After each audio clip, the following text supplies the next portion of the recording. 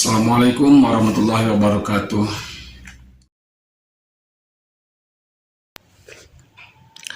Inilah jurus yang dinamakan jurus ayat kursi. Kenapa? Dikarenakan jurus ini terlahir dari ayatul kursi. Jurus ke-1 sampai jurus yang ke-9. Coba perhatikan dari mulai jurus ke-1 sampai jurus yang ke-9. Perhatikanlah.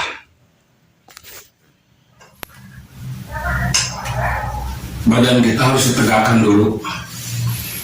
Tegak.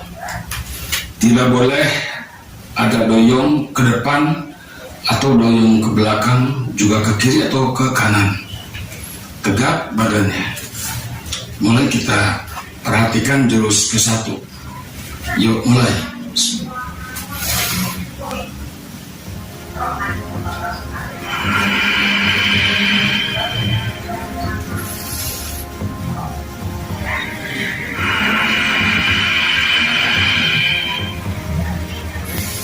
Dengusan napas ini hanya contoh saja. Artinya setiap kali menghembuskan napas, dengusan napas itu artinya mengeluarkan napas. Mohon maklum.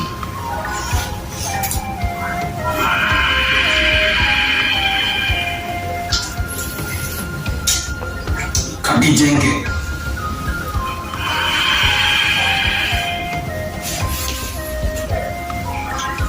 Netral. Itulah jurus yang kedua. Mulai melangkah kaki yang kanan ke depan dan tangannya kirinya di atas.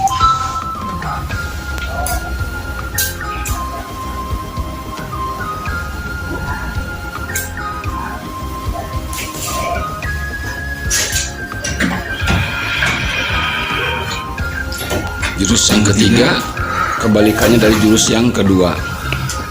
Mulai kaki kiri melangkah dan tangan kirinya di bawah, tangan kanan di atas, dan seterusnya.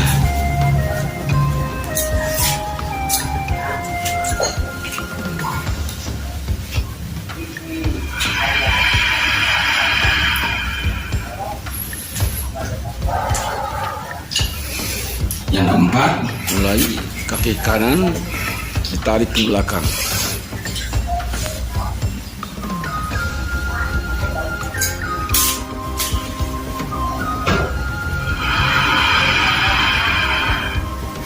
Yang kelima, kaki kiri ditarik ke belakang.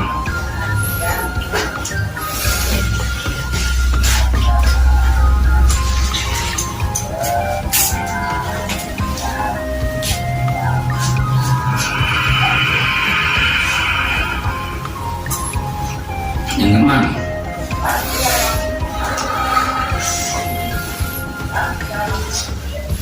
mulai tangan kanan di atas dan kita miring ke sebelah kiri. Yuk, balikan. Kaki kiri melangkah, menyerang.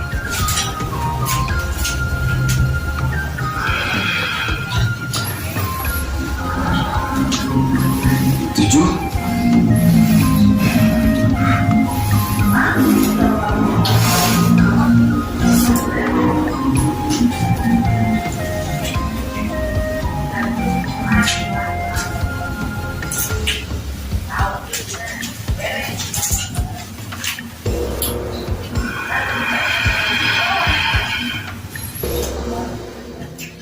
delapan,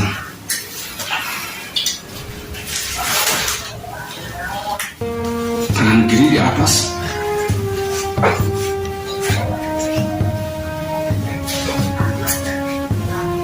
kaki kanan melangkah.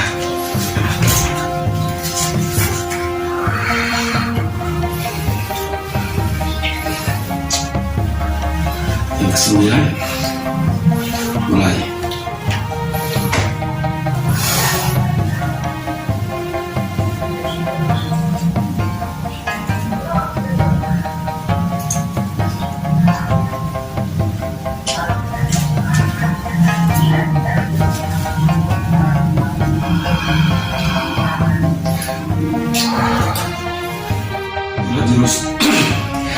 ayat kursi 1-9.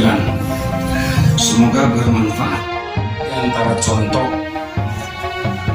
bukan arti orang yang bisa memecahkan botol ini dia menguasai tenaga dalam, tetapi orang yang tidak punya tenaga dalam juga bisa memecahkan botol ini. Itu kebetulan. Ini hanya contoh memusatkan tenaga dalam kita di telapak tangan, bahwa tenaga dalam kita mengalir di yang jurus dari ayat kursi. Tenaga dalam sebatas ini. Maka karena dari itu, orang yang sudah bisa menguasai ayatul kursi atau apa namanya udah dijajah ayat kursi, dan dia menguasai jurus tenaga dalam dari ayat kursi, itu tidak boleh sekali-kali memukul dengan telapak tangan ini. Itu akibatnya bisa fatal. Orang bisa mati seketika. Sudah ada dua kali kejadian. Tidak usah ceritakan sampai meninggal dunia. Orang kena tampar, cuma ditampar saja, bukan dipukul. Ditampar saja, tapi terkena dengan ini. Orang bisa mati seketika. Bisa fatal ini akibatnya. Karena disinilah letaknya kekuatan tenaga dalam. Beda dengan pukulan. Kalau dipukul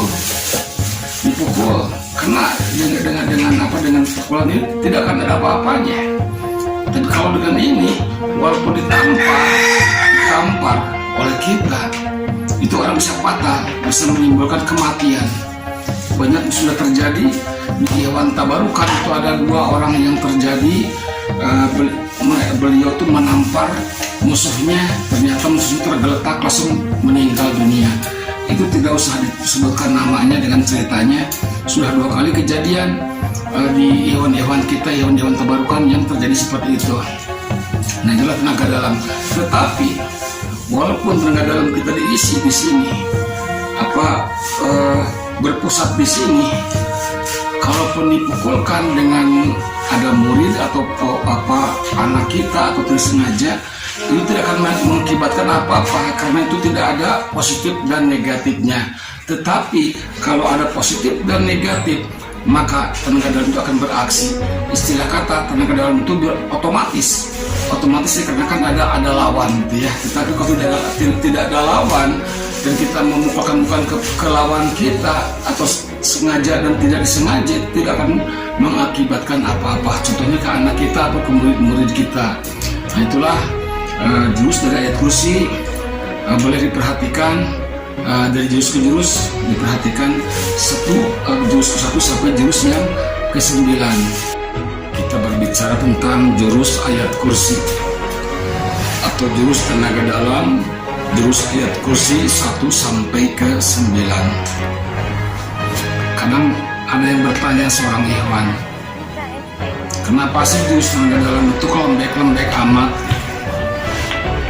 Memang betul, jurus-jurus tenaga dalam atau jurus-jurus ayat kursi dari golongan manapun tidak ada yang gagah, semuanya lembek. Tetapi kelembekan itu bukan untuk disentuh. Paham? Tenaga dalam, jurus tenaga dalam itu bukan untuk disentuh. Tenaga dalam itu bukan untuk disentuh. Satu kali lagi, tenaga dalam itu bukan untuk disentuh. Belum orang menyentuh kita, orang sudah terpental. Contoh, ada jurus tenaga dalam dari gerakan ayat kursi. Tarik nafas, simpan di perut kita, jangan disimpan di dada, tapi disimpan di perut kita. Disimpannya di perut.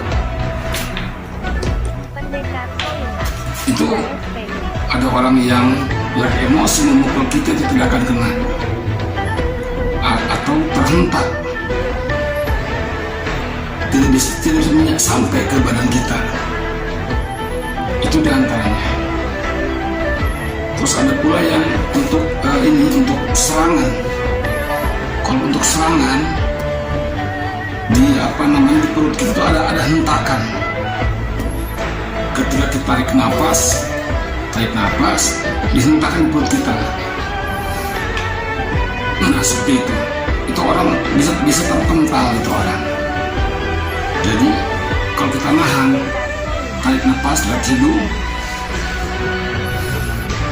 disimpan perut, di dalam hati kita mengucapkan Allahu di dalam hati kita. Itu pukulan sebagaimanapun kerasnya pukulan itu tidak akan terkena dengan badan kita. Satu. Yang kedua, hentakan. Itu serangan. Contoh seperti ini. Kalau orang mau memukul kita di badan kita tarik nafas, dihentakkan perut kita, gitu ya. Contoh. Di dalam hati kita, begitu dihentakkan ke perut kita, ini mesti tersimpan, tenaga dalam mesti tersimpan. Di dalam hati aja, tidak usah dikemukakan. Maka itu namanya serangan. Orang itu akan terpental tersendirinya dengan kekuatan energi di badan kita, dengan kekuatan energi Ayatul Kursi. Makanya tenaga dalam jurus Ayat Kursi itu bergabung tenaga lahir dan tenaga batin. Ada tenaga dari energi apa namanya itu, ada energi dari hodam, ada juga energi dari badan kita tersendiri. Maka karena dari itu jurus ini dikarenakan hasil dari orang-orang ahli bertafakur atau orang-orang ahli imajinasi, orang-orang ahli itu bertafakur, maka mendapatkan salah satu jurus melalui Ayat Kursi. Maka tenaga dalam yang disebut ini adalah tenaga dalam jurus Ayat Kursi. Karena dari itu jurus 1 sampai jurus yang ke-9 itu namanya jurus Ayatul Kursi atau jurus tenaga dalam Ayatul Kursi. Itu diantaranya. Ingat, jurus tenaga dalam bukan untuk disentuh. Beda dengan jurus Pancasila. Kalau Pancasila set bagaimana itu ya, Pancasila itu memang Pancasila memang harus disentuh. Kita memasang kuda-kuda, musuh kita nempel di tangan kita atau ke badan kita, baru itu ada pergerakan. Itu namanya Pancasila, gitu ya. Tapi kalau jurus tenaga dalam Ayat Kursi itu bukan untuk sentuh, tidak disentuh pun orang itu bisa terpental. Itulah kira-kiranya. Mudah-mudahan mengerti dan tidak menjadikan salah satu kesombongan. Ingat, orang yang sombong itu akan dimusnahkan. Orang yang sombong itu akan dihinakan oleh Allah Subhanahu wa Ta'ala. Assalamualaikum warahmatullahi wabarakatuh.